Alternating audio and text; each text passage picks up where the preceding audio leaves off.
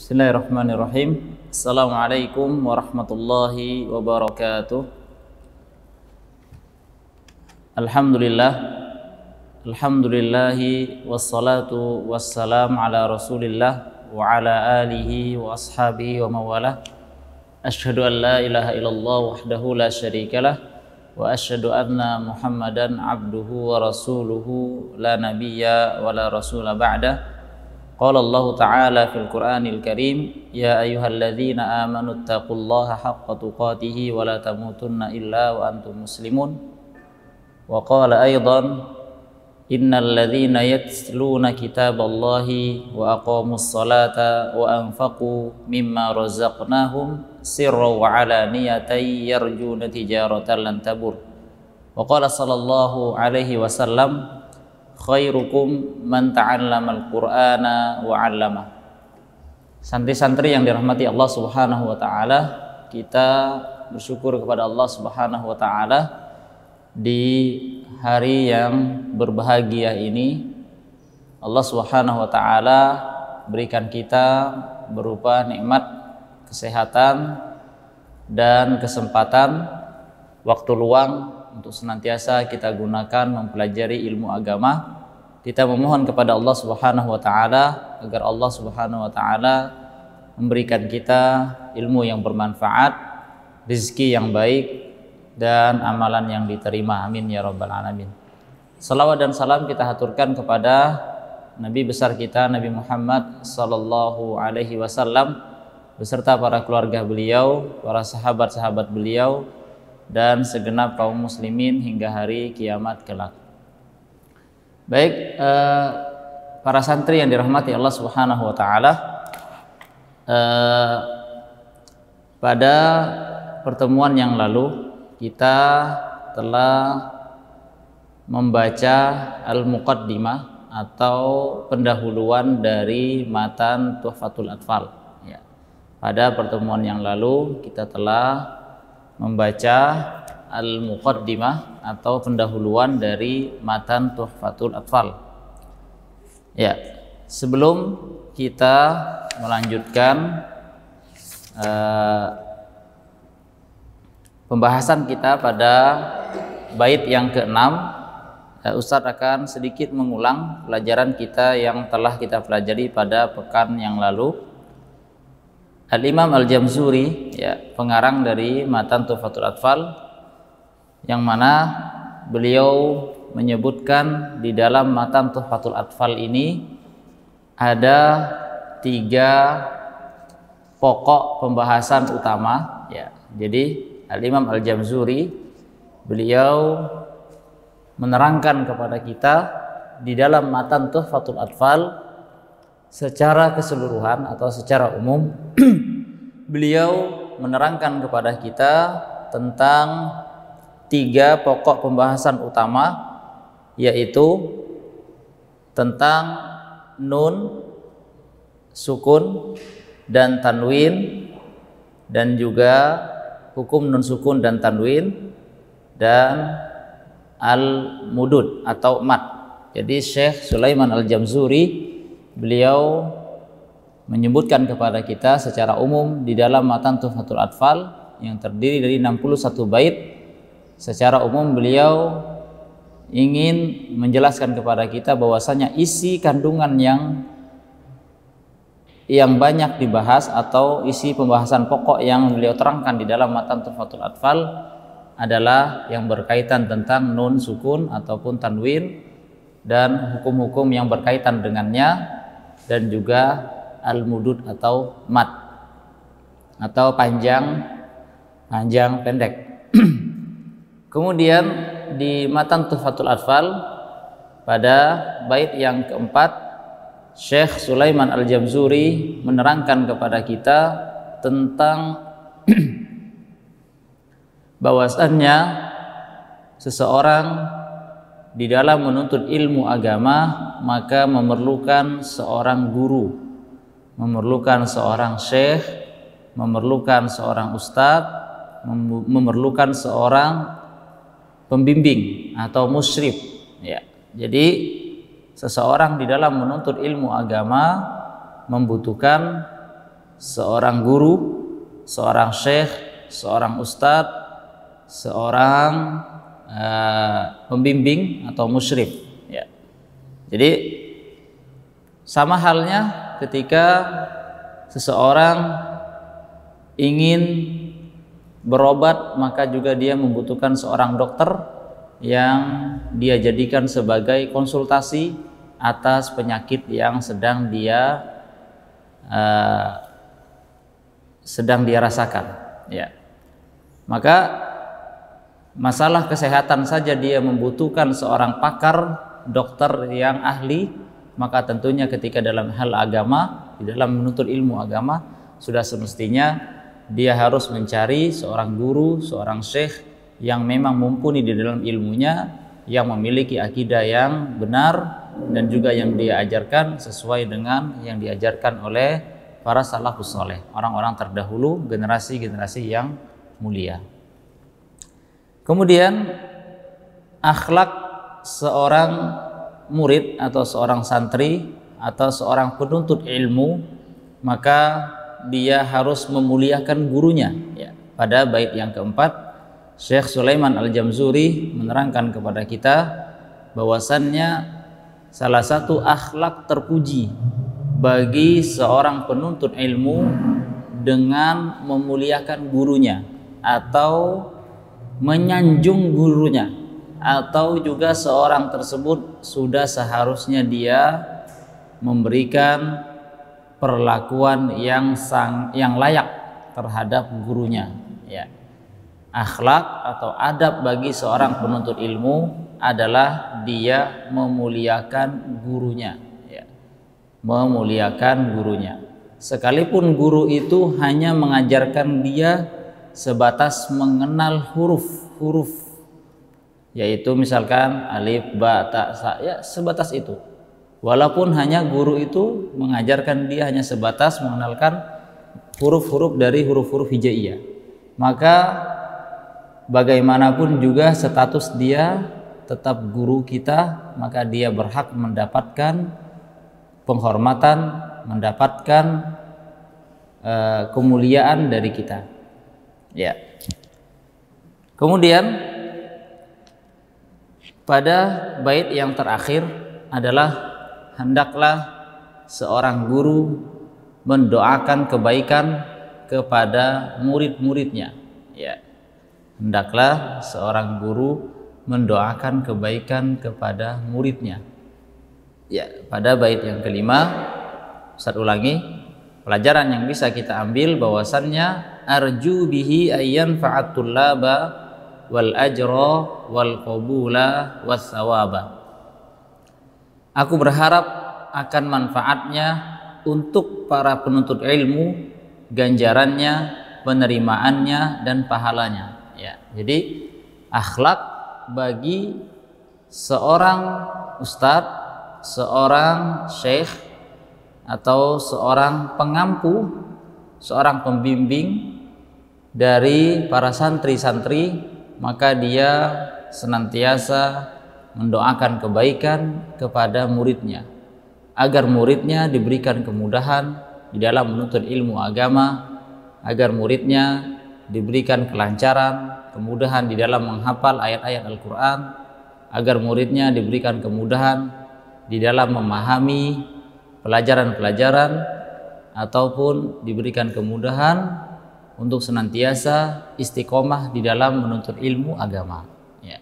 Ini adalah akhlak yang terpuji bagi seorang guru. Maka ketika dua hal ini saling berkaitan atau saling seorang murid memuliakan gurunya, maka seorang guru dengan mendoakan kebaikan terhadap muridnya, maka tentunya ketika kedua belah pihak saling ta'awun, saling tolong menolong di dalam kebaikan, yaitu dengan seorang murid memuliakan gurunya, seorang guru mendoakan kebaikan terhadap muridnya, maka tentunya akan melahirkan murid-murid yang berkualitas, murid-murid yang memiliki akhlak yang mulia. Barakallahu fikum. Baik,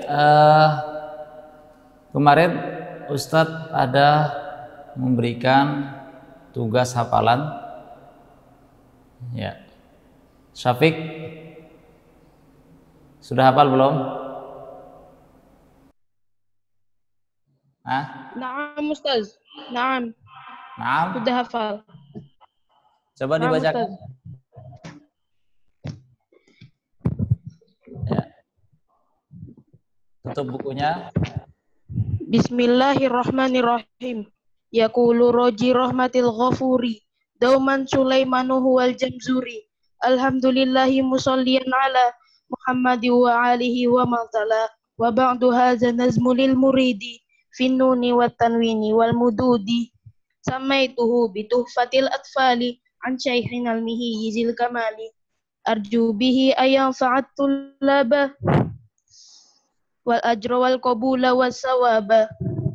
Ahsan. Ya.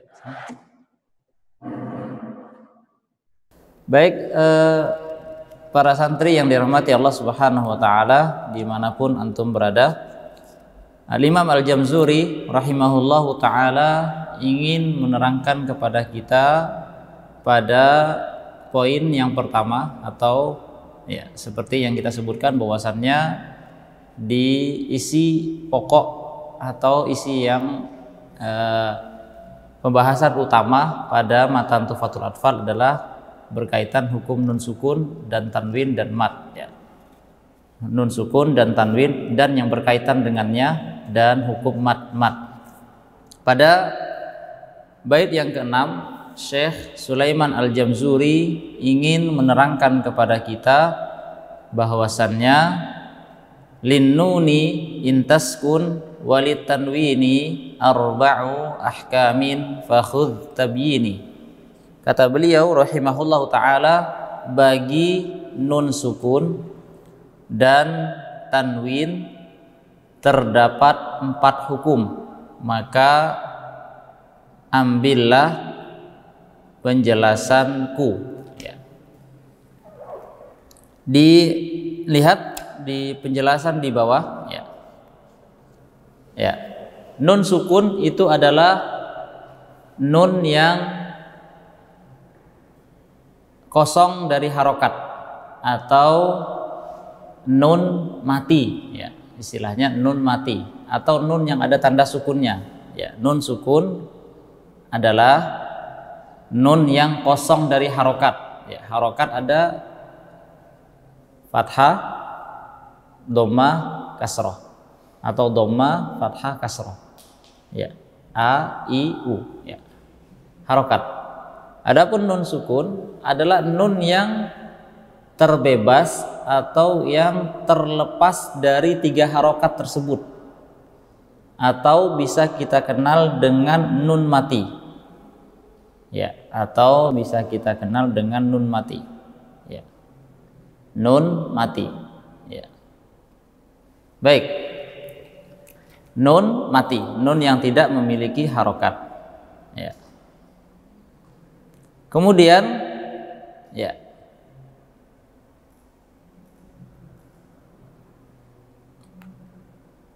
ia tetap dalam pengucapan dan tulisan, ya. Artinya nun sukun itu ketika kita ucapkan dia tetap ada di dalam pengucapannya dan juga di dalam penulisannya, ya. Jadi nun sukun tetap dalam pengucapan dan tulisan, ya. Tetap dalam pengucapan dan tulisan, ya. Jadi dia terucap dan tertulis, ya. Nun sukun terucap dan tertulis, ya. Terucap dan tertulis. Nanti Ustaz tuliskan di papan tulis. Kemudian juga dalam keadaan wasol, dalam keadaan yakni ketika kita menyambung bacaan. Jadi nun sukun dalam kita menyambung bacaan dia tetap ada, ataupun dalam keadaan kita membacanya dengan berhenti. Ya. Contohnya, misalkan coba adik-adik perhatikan ya ini bukan kalimat Al-Quran. Pada bait yang ke-6 saja. Pada bait yang ke-6 di situ ada kata in. Ya, lin nuni in. Ya. Harokat nun di situ apa? Tanda nun di situ apa? Ada harokatnya tidak? Ya, ada harokatnya tidak? Pada huruf in ada harokatnya tidak? Hah? Nyambung tidak? Masuk tidak? Ada tidak? Yang bilang ada harokat siapa? Pada bait ke-6 lin nuni in, di situ ada in. Ya. Huruf nun di situ memiliki harokat tidak? Tidak ya. Ya, di situ ada tanda sukun atau tanda mati. Ya. Kemudian sekiranya kita membaca dengan berhenti atau waqaf, kita berhenti di kata in. Nun sukunnya tetap ada apa tidak? Tetap terucap apa tidak? Terucap kan? In. Ya. Jadi kedua bibir ya tetap in. Ada tidak? Taib. Kemudian ketika kita menyambung, misalnya disambung ke kata setelahnya, lin nuni in taskun. Nunnya tetap terbaca apa tidak? Terucap apa tidak? Terucap ya? Ya. Ya, terucap nggak? Siap? Baik, kita lanjutkan. Yaitu ia tetap dalam pengucapan dan tulisan dan juga dalam keadaan wasal ketika disambung ataupun dalam keadaan waqaf atau ketika berhenti. Ya. Kemudian nun sukun itu berada pada isim, ya, pada isim-isim, ya, pada isim-isim. Ya. Nun sukun berada pada isim-isim. Ya. Ini mereka nahu udah sampai mana? Siapa yang ngajar nahu? Yang ngajar nahu siapa, Ustaz? Arif. Yang ngajar nahu, bukan Ustaz Hafiz. Oh, ya. Baik. Nun sukun berada pada isim-isim atau fiil-fiil dan huruf. Ya. Itu di skip aja dulu karena adik-adik mungkin nahunya belum sampai situ. Apa itu isim, apa itu fiil, apa huruf. Ustaz tidak mau memperpanjang. Baik. Yang perlu diperhatikan, dikasih garis bawah, mungkin pakai stabilo atau apa. Kata setelahnya, yaitu nun sukun berada di tengah dan akhir kata. Ya. Nun sukun berada di tengah dan di akhir kata. Ya. Jadi nun sukun bisa berada di tengah dan juga bisa berada di akhir kata. Contohnya sundusin, ya, contohnya sundusin.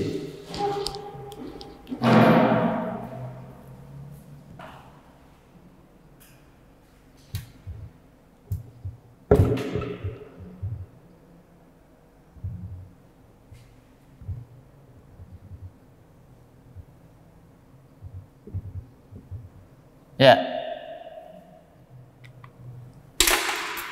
perhatikan di sini. Di sini huruf nun berada di tengah-tengah kata. Ya, huruf nun sukun berada di tengah-tengah kata. Ya, huruf nun, di sini ada huruf sin, tengahnya ada huruf nun, di sini ada huruf dal, ada sin. Ya. Berada di tengah kata. Dan juga nun sukun bisa berada di akhir kata. Contohnya yakun. Ya. Pada huruf yang ketiga dari kata yakun terdapat huruf nun yang berharokat sukun.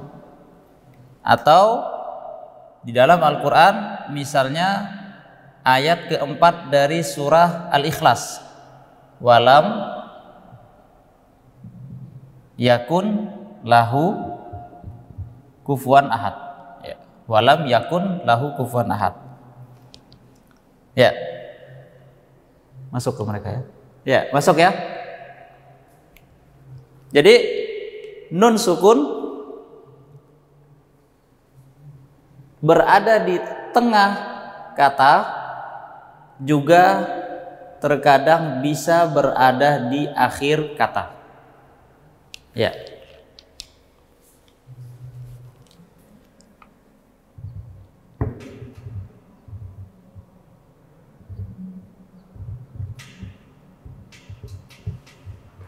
Ya.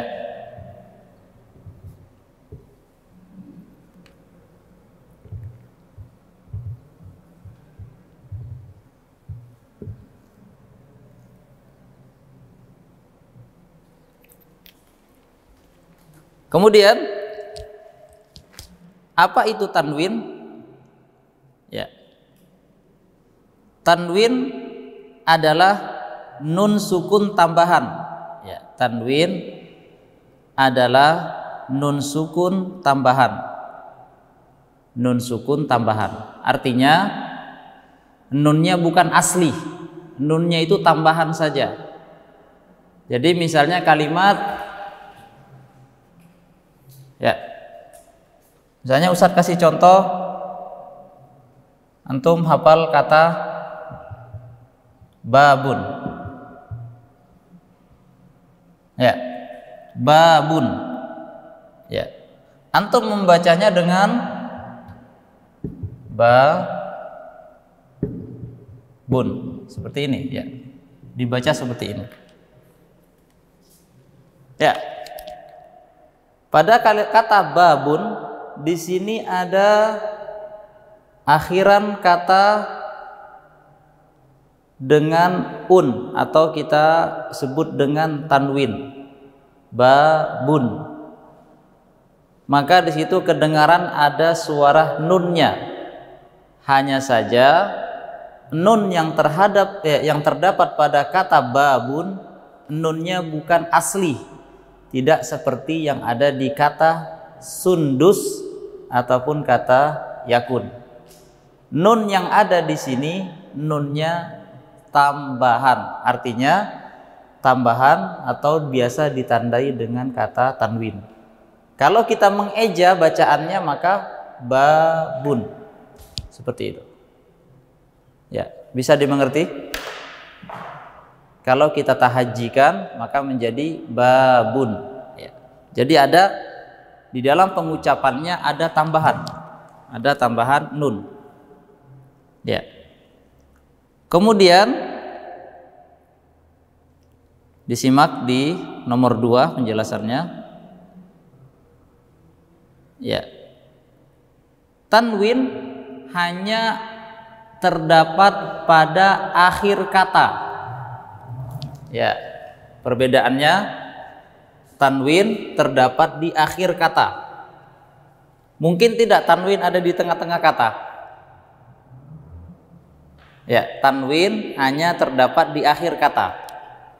Ya, nggak mungkin tanwin ada di tengah-tengah kata. Ya, tanwin hanya terdapat di akhir kata. Dan tanwin hanya khusus pada isim.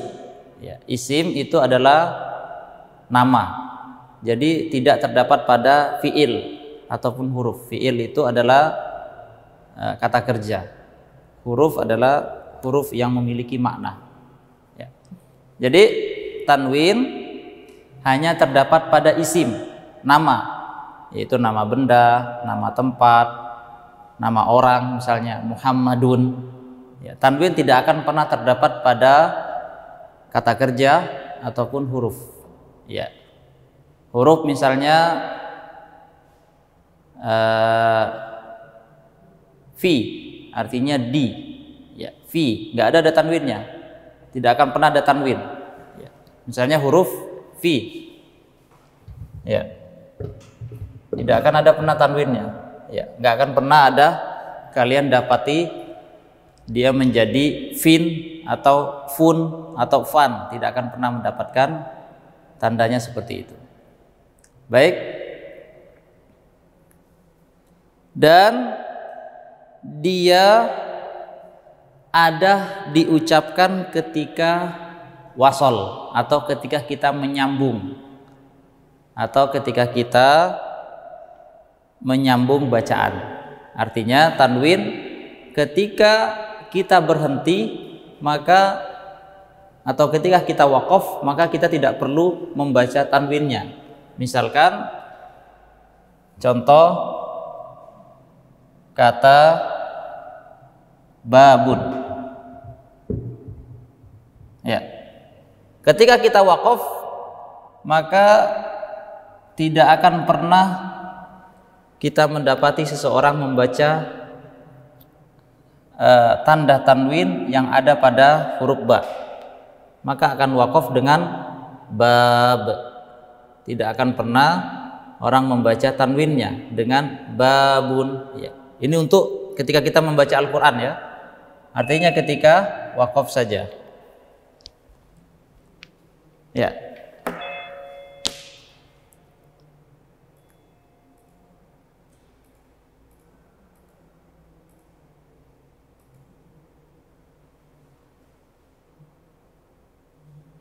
Ya. Baik.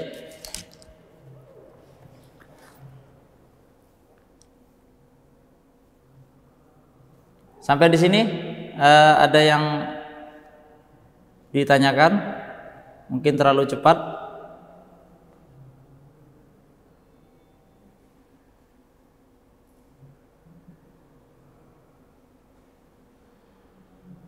Fadal.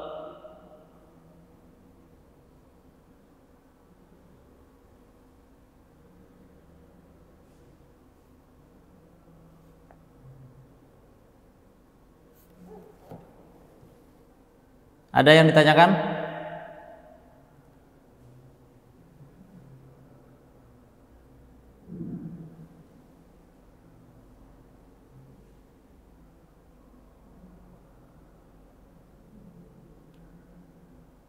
Ya.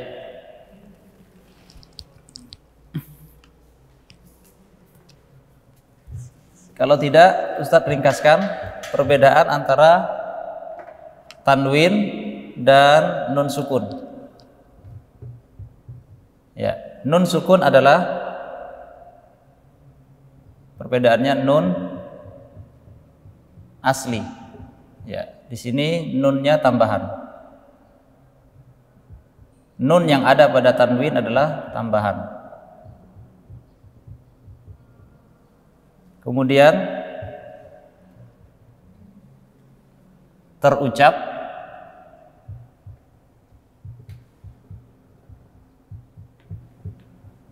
tertulis baik dalam waqaf atau wasal. Kecil ya tulisannya.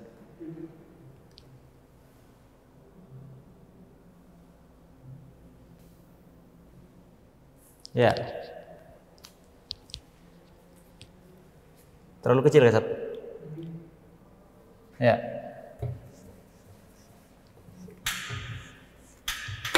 Ini aja di keyboard aja. Susah. Baik. Biar admin nuliskan di keyboard aja. Dari penjelasan pada halaman yang keempat, maka kita akan mendapatkan perbedaan secara singkat saja Ustadz sebutkan. Ada yang tadi Ustadz tidak sebutkan ya, karena berkaitan dengan ilmu nahwu ya. Kalian mungkin belum sampai ke situ, Ustadz tidak mau memperlebar. Baik, tanwin, perbedaan tanwin dan nun sukun ya.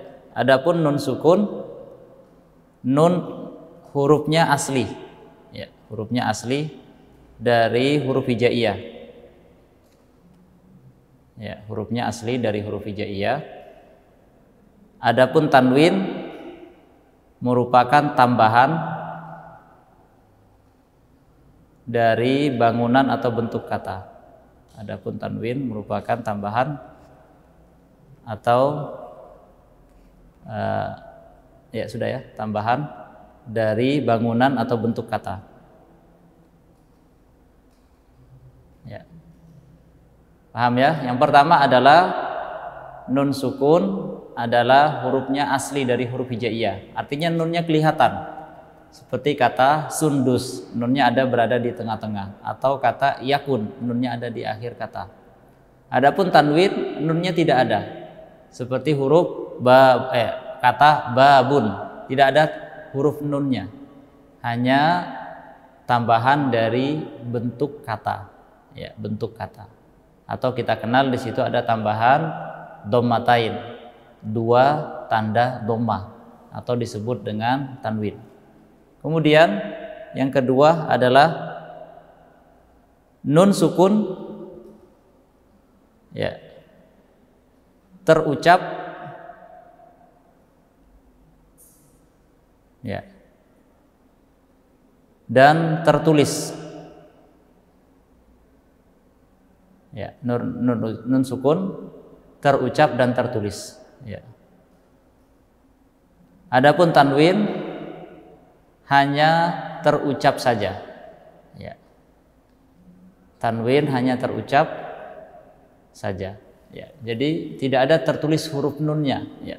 Jadi tanwin, nun sukun terucap dan tertulis. Artinya ketika kita melafadzkan, huruf nunnya memang ada, kemudian tulisannya memang ada huruf nunnya. Adapun tanwin hanya terucap babun, tapi huruf nunnya tidak ada ya. Dia hanya terucap tapi tidak kita jumpai di dalam tulisannya ya. Kemudian yang ketiga,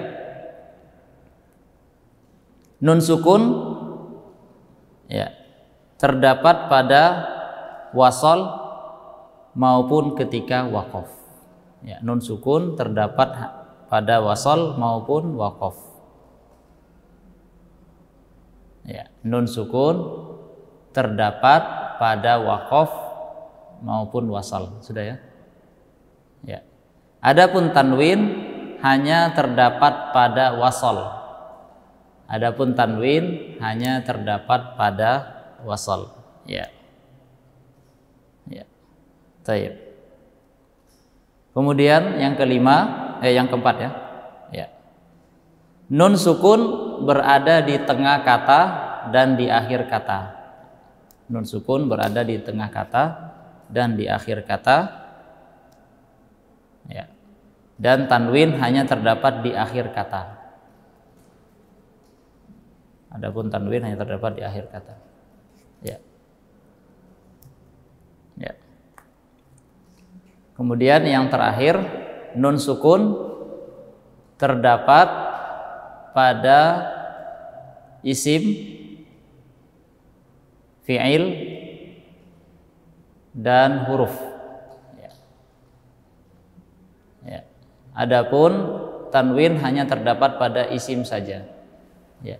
Perbedaan yang kelima Ustadz tidak membahasnya karena itu nanti dibahas oleh dalam ilmu nahwunya ya. Nanti antum, tapi tidak apa-apa Ustadz tambahkan agar menambah faedah ya. Jadi Ustaz tambahkan untuk lil faidah. Baik. Kembali Ustaz ulangi perbedaan nun sukun ataupun tanwin. Yang pertama adalah nun sukun, nun hurufnya asli dari huruf hijaiyah. Artinya hurufnya ada ketika di kalimat.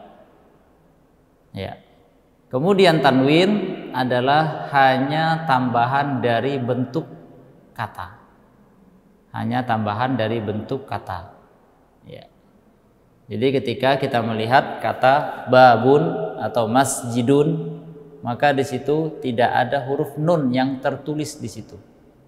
Tapi ada tambahan di harokat dhammatainnya atau dhammahnya menjadi 2 dhammah, masjidun. Kemudian nun sukun ya tertulis dan terucap.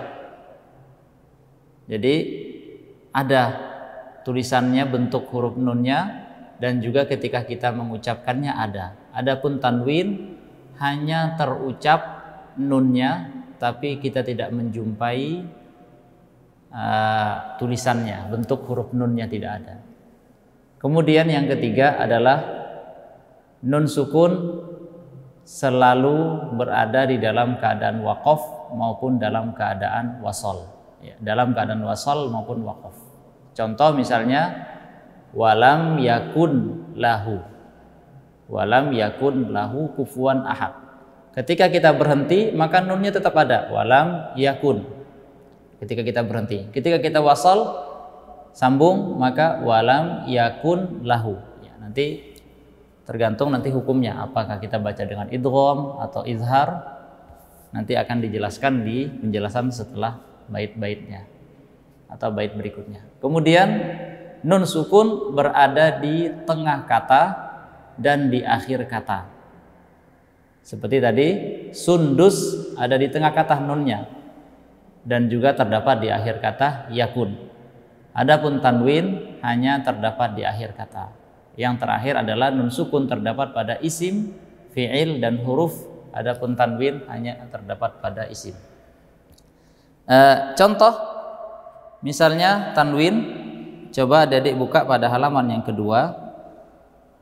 Firman Allah Subhanahu wa taala, azizan hakima. Ya. Azizan hakima. Pada kata yang pertama kita mendapati tanwin dengan kita membacanya dengan wasol atau kita sambung dengan bacaan kata setelahnya.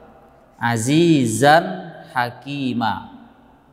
Tapi ketika pada kata yang kedua hakima, ketika kita berhenti maka tanwinnya tidak ada lagi di situ. Ya, ketika adik-adik waqaf berhenti pada kata azizan hakima, maka di situ tanwinnya sudah tidak terucap lagi, tidak dibaca dengan hakiman. Ya, paham? Atau pada kata ghafuron, ya, kalau kita baca dalam keadaan waqaf maka tentunya tanwinnya tidak ada, tidak terucap lagi, atau sesuai dengan definisinya bahwasannya tanwin hanya ada ketika dalam keadaan wasol. Ya, tanwinnya yaitu ada ketika dalam keadaan wasol. Maka contoh yang ketiga, yauma idzin khashi'ah. Ya, contoh yang ketiga, yauma idzin khashi'ah. Ya. Tanwin yang ada pada kata yang pertama yauma idzin, di situ ada tanwin yaitu kasrotain, 2 kasroh. Yauma idzin pada huruf zal, maka di situ ada tanwinnya dan dia akan terucap ketika kita membaca dalam keadaan menyambung atau wasal dengan kalimat setelahnya atau kata setelahnya. Yauma idzin khashi'ah. Kemudian kata khashi'atun, kata yang kedua, kalau kita berhenti di situ atau kita membaca dengan waqaf, maka tentunya tanwinnya tidak ada. Ya, khasyi'ah. Ya, bisa dipahami sampai di sini? Ada yang perlu ditanyakan? Ya. Baik. Nah, kembali kita ke penjelasan bait yang keenam, linnuni intaskun walitanwini arba'u ahkamin fakhud tabyini. Syekh Sulaiman Al-Jamzuri ingin menerangkan kepada kita hukum nun apabila ada nun sukun bertemu dengan huruf-huruf hijaiyah yang lain nanti akan memiliki hukum. Ada 4 hukum yang ingin beliau terangkan yang berkaitan dengan hukum nun sukun dan juga apabila tanwin yang bertemu dengan huruf-huruf hijaiyah yang lain. Misalkan tanwin bertemu dengan huruf ha seperti azizan hakima, atau tanwin bertemu dengan huruf kha yauma idzin khasyi'ah, atau nun sukun bertemu dengan lam walam yakun lahu, maka dibaca walam yakul lahu. Ini juga memiliki hukum nanti yang akan kita jelaskan pada pertemuan yang akan datang. Hukum yang pertama apa, hukum yang kedua apa, hukum yang ketiga apa, dan hukum yang keempat apa, itu di pertemuan yang akan datang. Barakallahu fikum. Semoga Allah Subhanahu wa taala senantiasa merahmati kita semua dan menjaga kita semua.